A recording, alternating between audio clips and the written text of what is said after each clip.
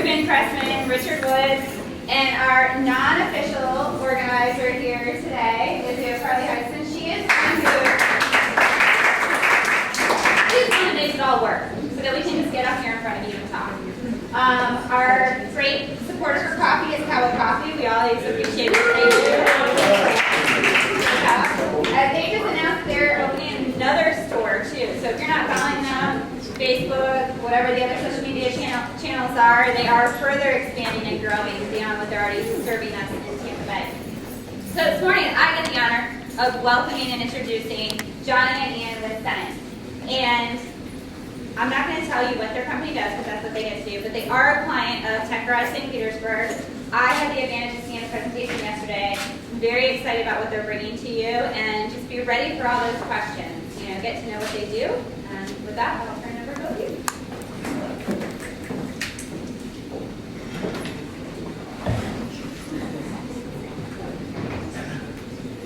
Can you stand back a little bit? Yeah, that's good. All right, thanks everyone for coming out today. I'm going to tell you a bit about Sennit Storage. We're turning traditional self-storage on its head with the good old recipe we call innovation. But first, a bit about me. That's me 2 years ago. I graduated Kings Point up in New York. And since then I left and I went to sea, sailing on the third mate with some of the biggest ships in America. I spent some time on container ships, which taught me firsthand the importance of efficient logistics operations. You know, storing a 40-foot box really isn't that much different than storing your holiday decoration bin.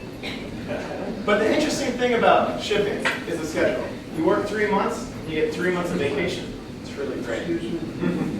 I spend my 3 months of vacation traveling. This was down in Peru with my girlfriend Maggie. But traveling presents its own challenges. It's not always easy. For me, I'm an avid kiteboarder. I like to go surfing. I have all that gear sitting in a storage unit here in St. Petersburg. I'm in Peru. I wish I had all this stuff, and I couldn't get it. I needed personal forwarding. Hello, my name is Johnny Munchauer, co-founder of Sennit Storage, and thank you all for coming out today. A little about myself. This is a picture of me and a couple of my close buddies as we head out for a day of blue water spearfishing. I've spent most of my life growing up in the Florida Keys, and I'm very fortunate to have the ocean as my backyard. This has given me the opportunity to push my limits at freediving and gain a better understanding and respect for the ocean around us. I recently took a surf trip down to Nicaragua with my little brother, and we spent 3 months there trying to learn Spanish. We surfed more than we actually took Spanish classes. But when I was there, Ian pitched me the idea of personal forwarding, and I immediately resonated with it because I thought how great it would be if I had my bag of spearfishing gear stored and shipped to me wherever I was in the world. I felt like Ian had really stumbled onto something, and I decided to join him in the venture. And what we came to realize is that almost everyone can agree that storage space is a precious commodity. And if anyone has experience with traditional self-storage, it's expensive and it's inconvenient. When you pop open that garage door, you could spend half a day looking for your sweater tucked away in some box, and it might not even be in your unit. And then what really started it for me was the personal forwarding, and it doesn't really exist other than calling in favors with your friends and family. So Ian and I decided we would stop sitting around and complaining, and we would make moves. We decided we would turn to commercial warehousing efficiencies and utilize vertical ceiling space and efficient racking systems to take the focus away from the traditional self-storage model of square footage. We decided we would also add on-demand pickup and delivery. This helps us, and it also helps you. We can pick up your items whenever you need on the same day or next day, and bring them back to our warehouse. And we would tie all this together with an intuitive web app, so you can view all your items, track them to and from our warehouse with the swipe of a finger. Now, when you look at self-storage now, there's really two options. There's the traditional guys, public storage pods. There are some innovative players out there. They're in limited markets, mainly San Francisco, New York, Seattle. Boxbee, for example, here, they charge $7.50 for you to store a big bin, plastic bin. They charge $30 for redelivery, and if it doesn't fit in the bin, they will actually work with you. A lot of companies won't. They'll charge $20 an item. Sennit aims to do a bit better. We're going to charge $50 for unlimited storage space with $7 for redelivery. We aren't in San Francisco, we're not in New York, we don't think you should pay those ridiculously high prices. Now, most of you guys probably think storage is not very interesting, it's not very fun.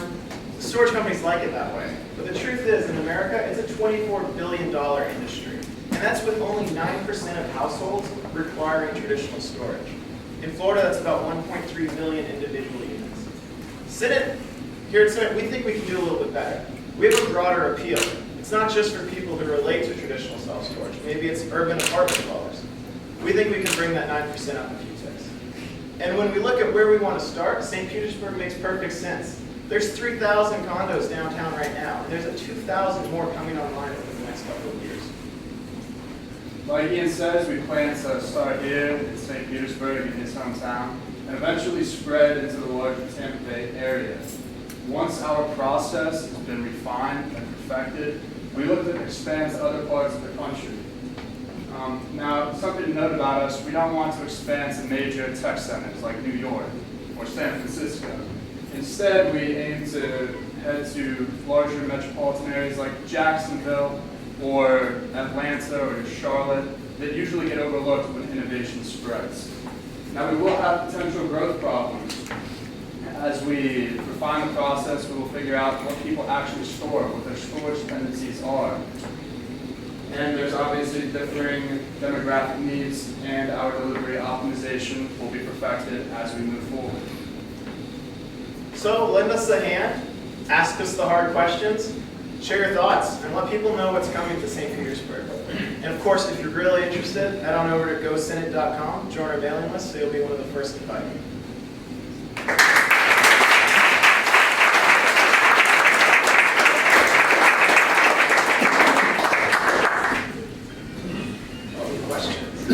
You offer overseas shipping, like you were in Peru? Yes.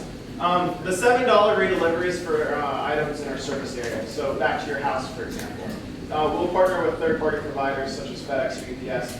You will have to pay the cost of shipping to Peru. I'll be a little bit more expensive. All right. So, Have you talked to the pods guy in Clearwater, in Waters? Because he recently sold it. And he might be, he probably, I know he has systems. Really? He learned it trial and error, yeah. And it's something probably worth it. Yeah, we're looking to reach out to other innovative storage companies like Pods or College Hunks. And thank you, we'll reach out to them. unlimited weight, won't that be a little bit of a challenge? It's tricky. So when we say unlimited, what we're saying is unlimited space. We can't store items that are bigger than our delivery van. Right. So we're looking at a full-size cargo van. So you can fit, couch, bed, mattress, all that stuff can fit. We do ask, we only send one representative to your house for pickups, for deliveries. So if the item's over 50 pounds, if it can't be reasonably carried with one person, we just ask for assistance. Okay, and then the second thing was, what about some items that require some environmental controls? Yes, we don't accept hazardous items, perishables, flammables, illegal substances, anything like that.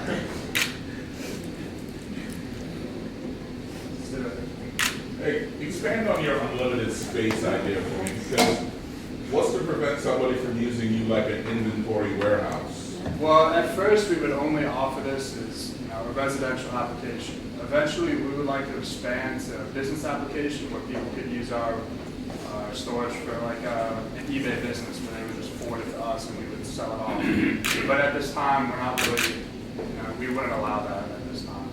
Okay. Hey, the gentleman over there was asking. Yeah, so I know we just talked about pods a little bit because they're local here. I want to know what would make me want to use Sennit instead of one of your competitors.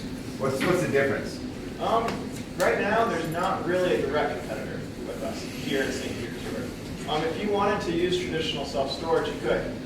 And you'll pay based on the square footage you use. You'll be running back and forth, going back and forth, grabbing every item you need. And you're not going to have a web app that's going to say exactly what you have in storage. So you're going to have to spend your own time going through it and looking for it. Yeah, so another follow-up. So where exactly is this being stored at? So I know there's the containers that they park in your driveway that you can store stuff in. Do you actually take it somewhere and store it for them? Yes, we take it to a commercial warehouse Okay. space with upwards of 14,000 square feet with 18 to 20 foot of vertical ceiling space. Okay. So you have this warehouse? Yes, we're looking to have a warehouse climate control. At the minimum, we would have a ventilation system and 24-hour security.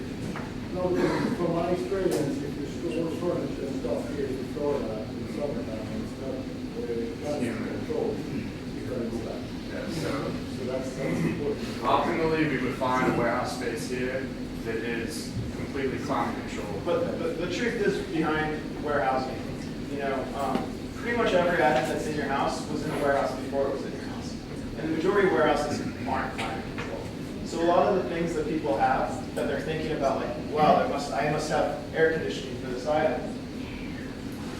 They were never air conditioned to begin with. We're not saying we're storing it away in like some, dark room that's going to accumulate mildew and molder. There's going to be constant ventilation going through. However, it's likely not going to be air conditioned based upon it. But the humidity is a big factor, because if you store furniture, then we just support it. And clothing, for example, it gets cold even if you circulate, because of the high humidity we have, that's 98%, so that's going to come in something wrong. So that's what I'm saying. I have my own experience of having done that for the summer period, and 50% of my stuff is good. Those not really recover. So that's what I'm saying. Thank you. Two things. Are you going to barcode everybody's items so that you know exactly where they are and what's in it? Yes, well, all the items would be photographed beforehand, and then we would have a radio tracking system in place, so that as soon as you place an order for delivery, we would be able to go into our warehouse and immediately retrieve the item because we know exactly where it's located, and it would only take a couple minutes for us to get it bring And back. another service you can offer is plastic wrapping the couches or furniture. Yeah. One of the requirements is that the items have to be packaged in some sort of way. We're not going to be able to go to your house and pick up 50 of your child's toys that are laying on the ground or something. They do have to be packaged. Whether it's in like a suitcase or a duffel bag or in a package, in a box. We do provide boxes. When we come to your house for a delivery or pickup, you can schedule it online as well. We keep the inventory of boxes in advance so that you can see visually what size box you think you're going to need. We can complete that transaction right there.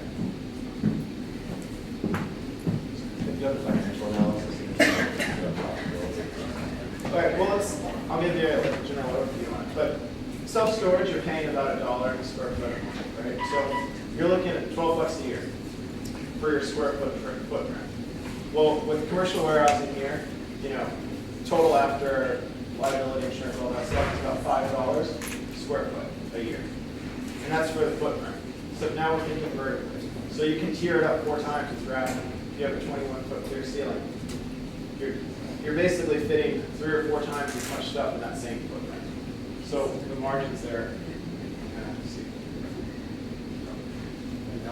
I have an old house, and so the storage is very limited in my house.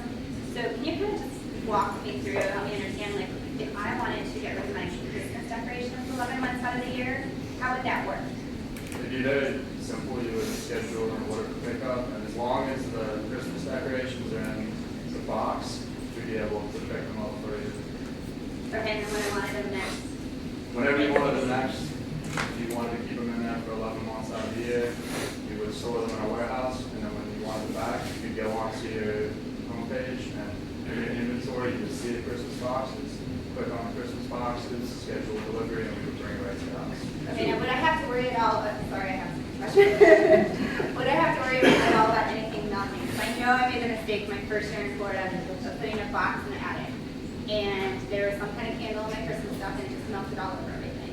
And if it's not climate controlled, is it as warm as an attic or what is that? No, I mean, the warehousing space, the constant airflow keeps the temperatures in check. It's not like the attic where they're stacking baking under the roof. And then what's warm with that, it's actually insulated. So once the air is hot inside the attic, it stays hot. It's 180 degrees.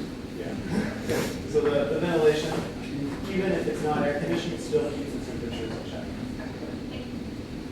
So, go ahead. Do you guys have any financial models or pro formas or anything like that, financial projections?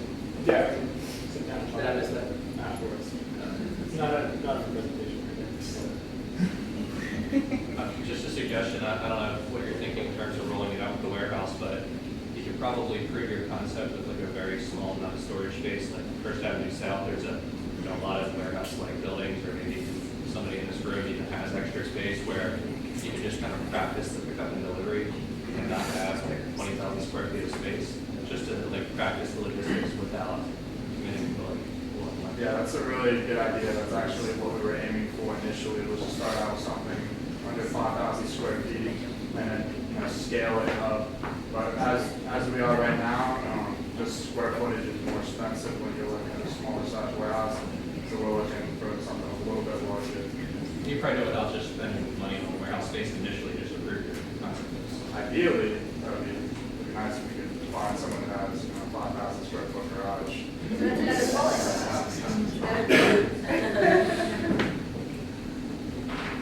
You've been trying to. Yeah, the plastic bins, let's say, go to Danielle's questions about the holiday decoration stuff, and what would be the cost of storing, like, per bin, that's a 3-foot by 2-foot or 18-inch plastic bin? What's our cost? Or Yeah, no, what would the consumer cost be? It would be included in, Pardon? it would be included in that $50 monthly subscription. So if she wanted to store 5 bins, she could store 5 bins for that $50 a month. And if she wanted to store more bins than that or less bins, it's the same price. So it's $50 a month. You store as much as you want. Yeah, exactly.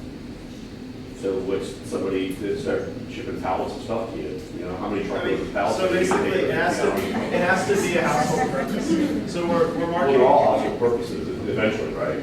Everything. That's your governance. But I mean, it's basically going to be confined to, in the beginning, you're not allowed to operate any sort of like business out of the warehouse, out of your So it can't be a personal. fulfillment house. No. It's for you personally and your personal storage needs. So, when you sign up, there's terms and conditions that basically lay it out. What you're So allowed there's to some do. restrictions on it. You're not allowed to run your business. through Yeah, this. because that store, the holiday stuff, and those lights never worked in that store anyway, so why pay to store them? Go to Walmart and get a new I know. set for $10. You said it was a $7 pickup, no matter how much it was, and a $7 delivery. We only charge for the delivery. So we'll come to your house and pick up the fee, and if you need boxes, we'll give you boxes back. The only time that you ever have to, that we charge is for delivery, $7. No matter if it's $1 or $10. Doesn't matter, so long as it's an hour cargo van. You might want to check the boxes because they are expensive. I've done it a few times. Would you deliver to some other location? So for an example, I have 2 homes, one here and then I have one in Key West. So if I store here and I want to have it delivered to Key West, you would do that? We would facilitate a third-party moving system Okay. to do that. And to answer your earlier question, sorry, what was your earlier question? It was about the boxes, the cost of the Okay. boxes. We actually do charge $2 per box. Okay, good. You need to charge. That would be a separate transaction, so when we did arrive at your house, we would have a square reader, and you just swipe your card for however many boxes you need. You guys had a bullet point up there on one of the slides about multi-unit partnering or something. Can you expand on that a little bit? So basically the idea is that we're going to do a soft launch in May. And one of the troubles that we've come to realize is no one really knows much about people's storage tendencies. You know what you store in your self-storage unit, you know what you store in your self-storage unit, but the self-storage companies don't know. It's not their business. Their business is the space. So the idea is by partnering with multi-unit complexes, buildings like Multi Lofts or Signature downtown, it allows us to get a better understanding of what people are going to be storing in a very limited geographic reach. So we're not going to be delivering items back and forth across town. We're going to be focusing all of our customer base in one area. And that's going to help us in terms of understanding people's retrieval tendencies. Do they request items back every single week? Is it once a month? Is it once every 11 months? That's something that we don't know fully yet, and neither does anyone else. And by working with those multi-unit partnerships, we can work through that. Do you have any benchmarks that you are working from? For instance, how many customers you need to hire each driver, each pickup person, and when you're looking at warehouse space, how many customers equals a 14,000 foot warehouse on average, or anything like that? Yeah, we do. I mean, we have an analysis that basically says, you know, what it's going to cost in terms of customers for the lease itself, what it's going to cost in terms of customers for, you know, all the extras, the vehicles, the insurance, all that stuff adds up. The lease seems like it's a major part of it. It is, but it's not the complete picture. There's a lot more behind the scenes. That kind of answers. Just wondering what those are, if you're comfortable sharing. Yeah. Basically, like, okay, we're using an average of 100 square feet a person, which is the average square footage of a traditional self-storage unit. And that's for traditional self-storage units around the world. It's based on looking at blueprints, design plans of self-storage facilities, going through their actual information based on the number of units, and that's how we derive that number. With that, we have an idea of how many people we can fit in a storage warehouse. And that's based on the way people pack. So, you know, if you have a self-storage unit, is it completely full? There's not, I mean, unless you went in and set up racking systems yourself, it's going to be not fully optimized. You'll have some dead space at the top. So that's where the racking's going to come in. Because you might have a unit that's 8 foot ceiling height, but you only have 4 foot, 5 foot stuff inside there. So the racking will basically allow us to cheer that up. So realistically, assuming that 100 square foot per person, you know, in a 14,000 square foot warehouse, you're looking at around 270 to 200 people, depending on how you lay out the rack. Yeah, I do have a 40-foot container in my backyard, so I'm familiar with the storage problem. But I was in trucking, so I started thinking, like you were saying, in pallet size. And I've seen 2 automated warehouses, one in Grand Rapids, Michigan, where they were like 14, 18 pallets high. The pallet comes out of the truck, they wrap it with plastic, automatic wrap, and then it's just say a computerized forklift and say go, and it's gone. And those guys were the quickest ever. In and out with half a load in 30 minutes, and that's unreal. Now the other one was in South Virginia. And they kept saying, well, we have a problem when we put it out to go to the thing, the boxes fall off. And I looked at them, I said, well, you have no automatic plastic wrapper to wrap them. So you're wrapping by hand and the computer zip it and fall over. And, you know, kind of on that note, something to think about is when we're talking about understanding the retrieval frequencies, that works really well. That automated system works really well for high turnover inventories, right? Yeah. Are your personal items going to be high turnover inventories? So for us, you know, investing in infrastructure within the warehouse in terms of having automation in that way might not be the best bet. It could only increase your height. Have you thought about in your application process asking people how often they anticipate retrieving items? That way maybe you can get a upfront look at what that volume might be. We're thinking of having that, maybe a questionnaire just to get a basis of what people anticipated that they would store, but it wouldn't be necessary. We're trying to make the website as seamless as possible to really transfer away from a complicated self-storage model to make it as easy and user-friendly.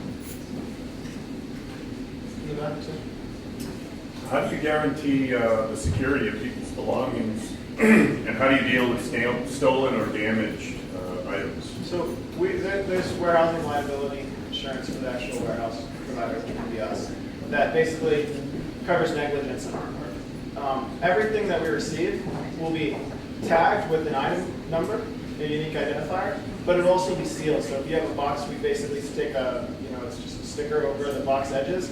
It's uniquely numbered. It's going to be visible in the photo that we take when we receive your stuff. If that seal's broken, you know that your item's been tampered. But what if a box is lost, or if it falls off a 20-foot shelf and shatters on the ground? Yeah, that's covered in our insurance will have What are you going to do for the customer? The customer will be repaid for their item, which is Normal insurance. it's a normal insurance. So would people declare a value of what their property was? That's actually a good question. We're working through that now and how we will structure the value of the items. There's two options really. We can go about and say that every item that you store, each box is going to be worth, just let's put a number on it, $100 per item. Or we can go and say, we're going to have, X thousand dollars coverage for all your items. Now, if it's above that, if you think that what you're storing is, more valuable than that, you'll have the ability to request additional insurance, and you'll have to pay for that premium. There are these homes that are partial ownerships where people, like timeshares. But people who have partial ownerships have a certain place and they go back every year.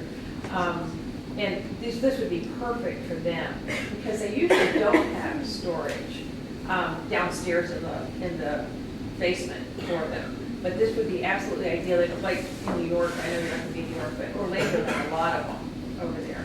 So something to think about. Well, a target market that we've addressed is people who have seasonal homes and who rent out that space for part of the year. Yeah. So any stuff that they don't want to have access by the people who rent their homes, we would store for the time. That's a perfect market. There's a lot of them. And there are definitely companies that specifically rent those out to providers companies. Tell them about it, they'll market for you. Thank you. Yeah, well, this seems like a good idea, but if it's a good idea, how come Pods hasn't figured it out? So they seem like smart guys, and they have, as it turns out, a tremendous amount of warehousing space already. Maybe they already do this, I don't know. And if they don't, what's to prevent them, if when you launch in May, in June, saying, hey, now that's a good idea, we should do that too. Yeah, they have, they have the warehousing logistics in place. No, definitely. I mean, that's something. I have a direct relationship with Pod. Okay. Pod isn't a storage company. Pod is a real estate company.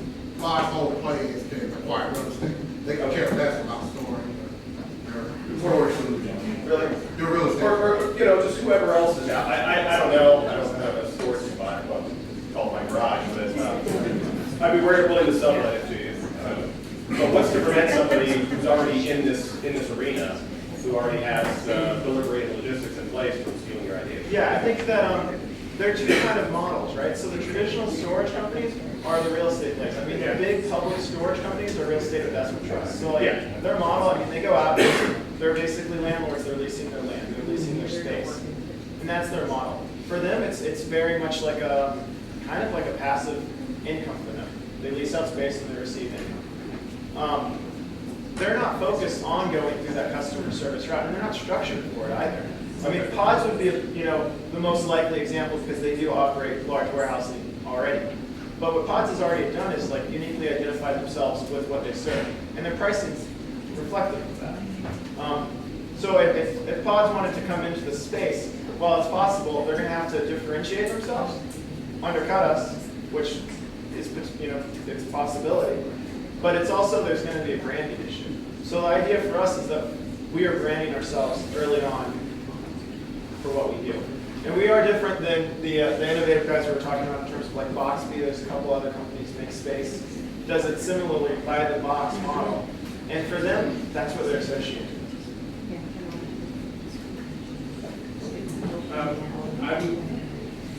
I want to be sure that I understand what you're doing.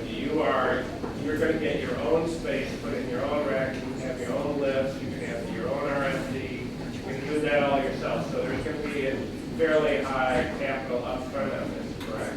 Yes. There are no existing warehousing facilities that you could work with to start with, put your system in place, or utilize their system, but basically start out with the delivery process and marketing so that you keep your upfront costs down and allows you to do your proof of concept. Yeah, we're looking to utilize a space that will allow us to do that, but also we've seen a few so far that already have the industrial racking systems in place, which would remove the cost of leasing for us right off the bat. There's, right now, if you look at these images, there's a lot of industrial space available throughout the County. So there's some option.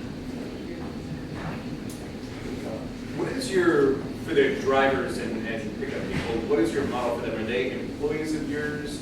And what kind of vehicles are they driving? I mean, it sounds like most of the stuff that you'd be moving doesn't require a 20-foot box van. It's going to be pretty straightforward in terms of the vehicle, right? We're looking at the Mercedes Sprinter, the Dodge ProMaster, or Connect, car Transit. So I mean, they're not commercial big vehicles, right? In terms of our employees, drivers will be employees. I mean, right now, that's something that we have to scale as we grow. Is how we will structure the drivers.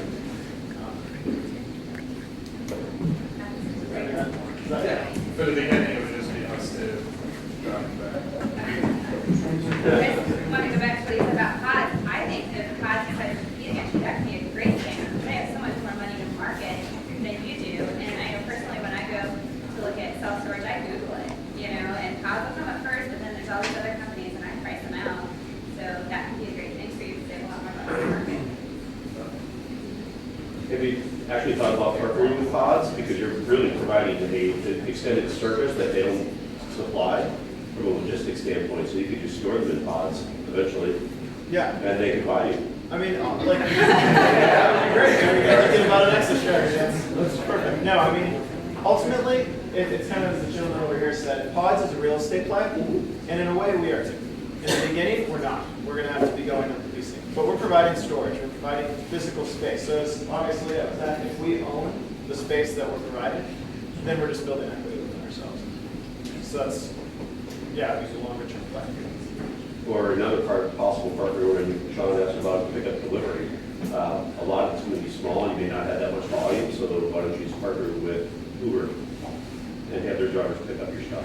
Yeah, I mean, another thing, we're talking like further down the road here, but exactly, we're going to have to invest in our infrastructure, basically, our delivery vehicles and whatnot, which is going to be expensive. But the idea, transportation software is done. and the idea being though that over time we can grow to service other niches. Like there's 727 food now here, right? They deliver food. It's a great service. Well, there's a lot of small businesses in the area. They might have web stores. There's a big push for local businesses to create web stores. If we have delivery vehicles operating locally in St. Petersburg, what's to say that we can't partner with these small businesses around St. Petersburg?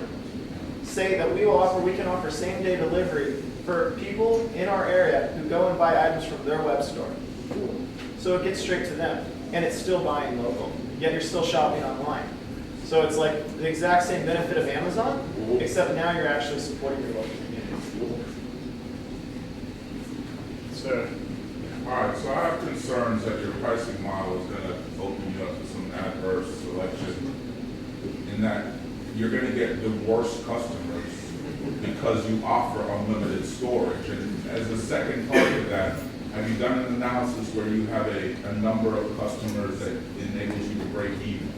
Yes. So, I mean, based on the warehouse space and all the infrastructure, I don't want that number, but you know that number, and how do you prevent the worst customers from being your customers? That's going to come down to the soft launch. So we have that number, right?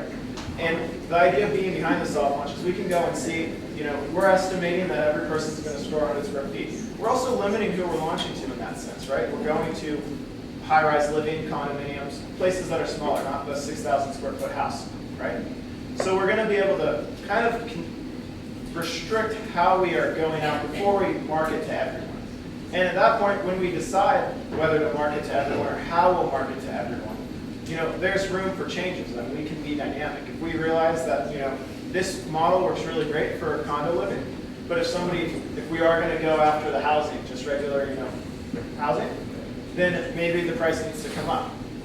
But this is something that we will be able to work through during the soft launch with that. So really the $50 is meant to be like, it's to entice people to work with us in the beginning as we develop our soft launch.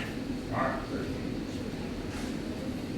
Hey, so I've had a little experience in the marine industry, and there's a huge industry of raffling boats and storing them in the winter, especially on Florida. And there's also a huge industry in transporting automobiles. And I'm wondering if you might consider narrowing in on any specific items that might drive your entire business as opposed to an entire storage or shipping company. Well, at this time, we're moving away from, initially storing these sort of recalls anything that carries oil just as a hazard to us. But, I mean, that's definitely a good idea. Once we scale it to, once we're much larger, it would be nice to bring on boats or cars or antique vehicles. But narrowing it down, we would prefer to expand it as a broader reach to more people.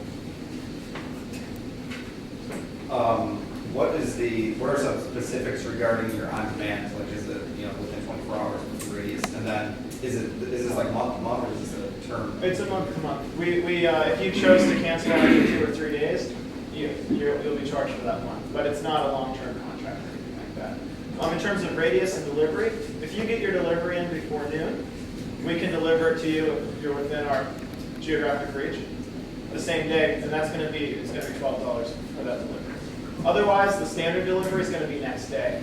Of course, if you don't need it next day, you can plan ahead, 3 or 4 days in advance.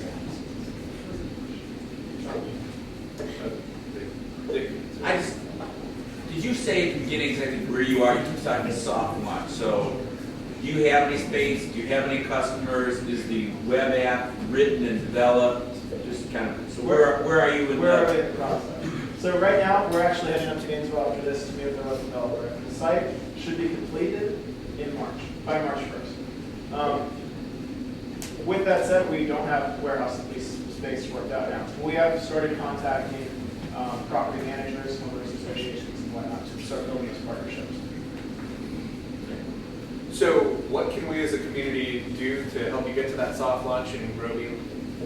Basically, you guys were really helpful bringing up good points. The gentleman in the back as well. So what we're really looking for is to let people know it's coming. Start thinking about it. Think about if it's something that would work for you. And if you have any more comments, follow up with us. Send us an email.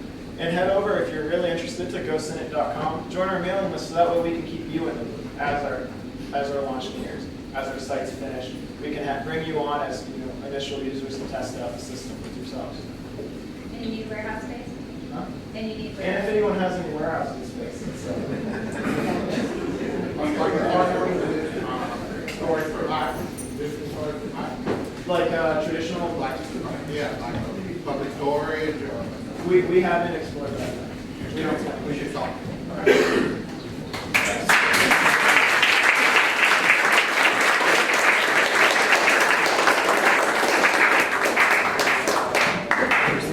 Well, guys, as happens from time to time when we have a weekly event here, something occurs and we don't have our second presenter. Most of the time we know that in advance. Sometimes we don't. But it's fortuitous this week because there is a ton of stuff going on in the community, including Startup Week, a unique opportunity that our community has to really showcase how deep the entrepreneurial ecosystem is here. And I'd like to talk to you about that. It's a collection of 60 events that are coming up the first week of February on both sides of the bay. We'll be hosting 4 or 5 events here. Mo Epley is a track captain who's putting together a series of events about makers. Mo, what do you have in store for us?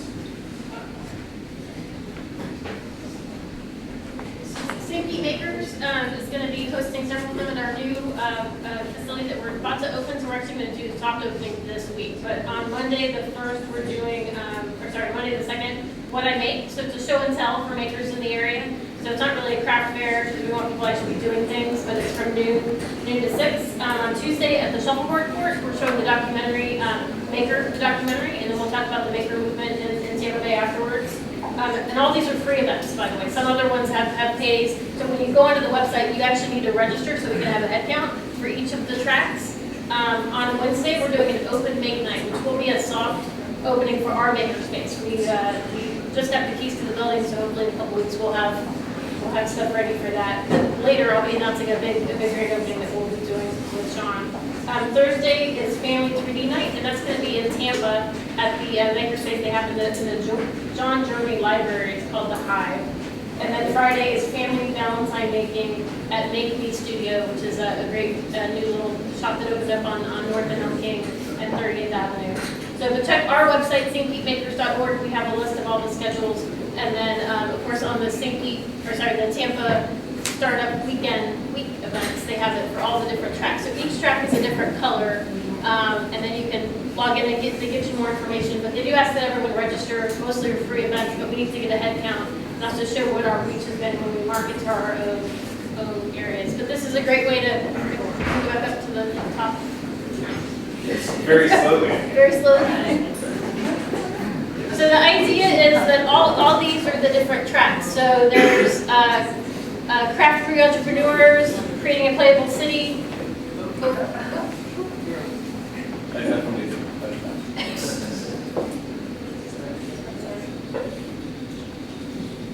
Yeah. Crowdfunding, education entrepreneurs, entrepreneurship foundation, a veterans track, so we're the maker track, social impact and giving, Tampa history entrepreneurs. There's a whole range of activities and really tapping into the entrepreneurship spirit in the Tampa Bay area. So spread the word. This is the first time it's happening in Tampa Bay, and it's only happening in 6 cities across the country. This is really exciting, and Chase Bank has been a huge supporter and basically funding a lot of the activities to make this happen.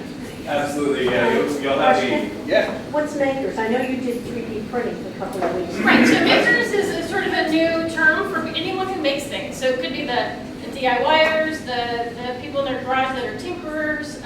Makers could also be crafters, could be people that sew, that decide they want to, jerry rig their pool to do, I don't know. Anyone who kind of gets into tinkering and making things. So we call it, collectively it's called makers. So sometimes they're called hackers because they're dealing more with computer related things and robotics and drones and stuff like that. So it's makers, in my opinion, is a broader umbrella group of lots of different activities that people do things. Thank you.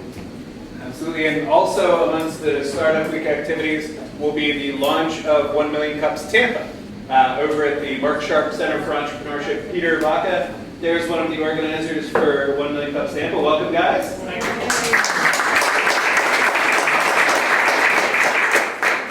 You will be able to check that out if you find yourself in Tampa at 9 a.m. on a Wednesday. If you're over here, we will still be going on over here. They have some exciting guests coming up from the Kaufman Foundation coming in for their launch. If you're over there, we do have a couple other events leading up to Startup Week that are worth checking out. The Startup Builder at the Iron Yard, that is a free event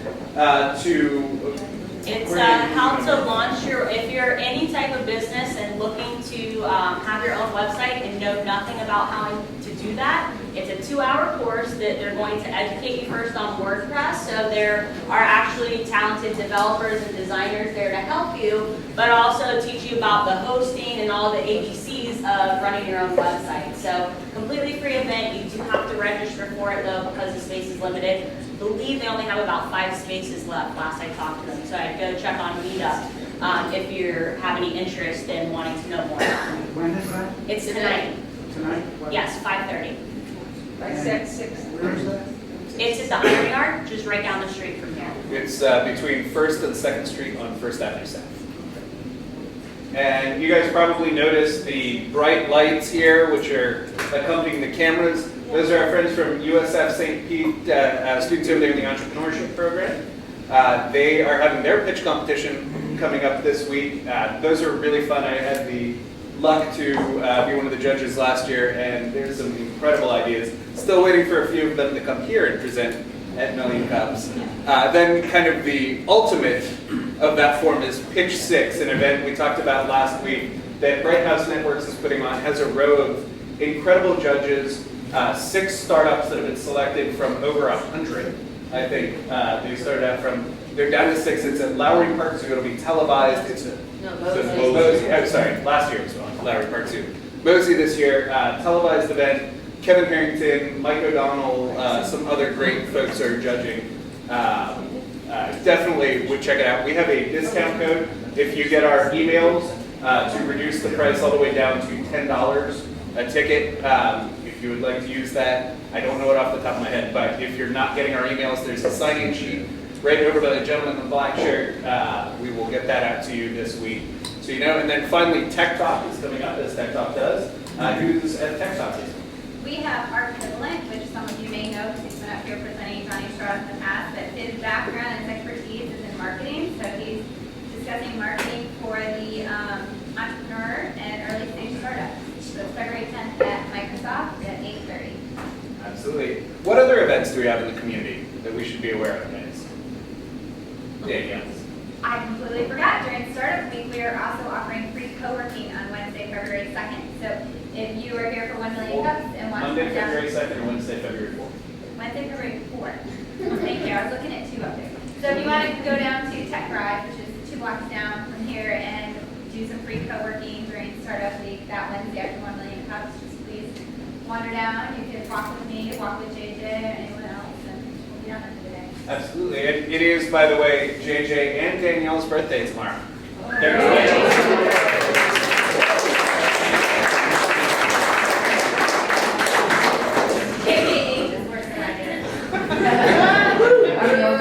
the younger of the two.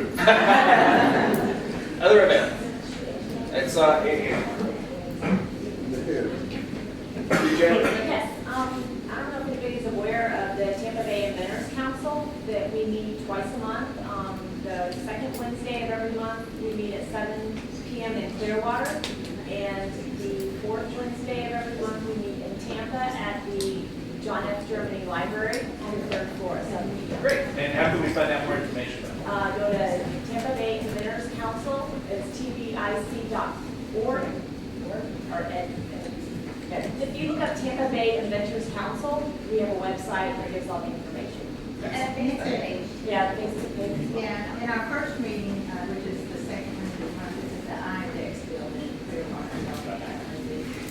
Absolutely. One other event from Startup Week I'd like to highlight is 83 Degrees Not Your Average Speaker Series is going to be putting on an amazing panel on the development of downtowns, density in downtowns, and why entrepreneurs are attracted to cool places to live, work, and play. That will also be at the Iron Yard. I believe that's a free event they have been in the past. The Greenhouse is sponsoring that with our partners from Pinellas County Economic Development. Have some really great speakers there. I would recommend that one. More information will be in the email on here. So this is the first time I tried doing this, and it vaguely works, and I'm really impressed. So I might just play with this.